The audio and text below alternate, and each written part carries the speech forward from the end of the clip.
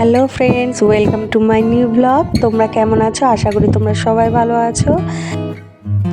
আজ তো রথ তোমরা সবাই জানো, আর এইদিকে দেখো মহারানী সেজে গুজে নিচে চলে এসছে রথ টানবে বলে। কিন্তু একা রথ টানবে কি করে, ও তো খুবই ছোট। এর জন্য তো দিদির জন্য অপেক্ষা করছে, দিদিভাই আসবে একসাথে রথ টানবে। কিন্তু দিদিভাই কোথায় গেল? দিদিভাই চলে এসছে ওর জন্য খাবার নিয়ে। এখন দুজনে মিলে খাবার খাবে, তারপরে রথ টানবে।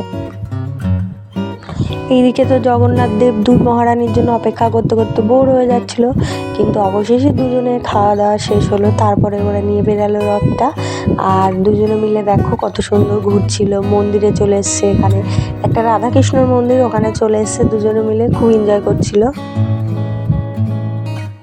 এখন তো দুই মহারানীর রথ টানতে খুব ভালো লাগছিল। এখন তো ওরা আর বাড়ি যাবে না, এখন ওরা যতক্ষণ পারবে রথ টানবে। কিন্তু অবশেষে জোর করে নিয়ে আসা হলো, আর সন্ধেবেলা বানানো হলো রথ উপলক্ষে ছোলার ডাল, লুচি। এইদিকে তো মাম্মামের বম্মা আর ঠাম্মা মিলে ভাজছিল লুচি, আর আমি করলাম ছোলার ডাল। আর সব কমপ্লিট হয়ে যাওয়ার পরে সবাইকে ভাগ করে দেয়া হলো। আর আর আমি লুচি বেলছিলাম, কিন্তু আমার লুচি কিন্তু গোল হয় না, আমার লুচি এক একটা ডিজাইন হয়ে যায়। যাই হোক,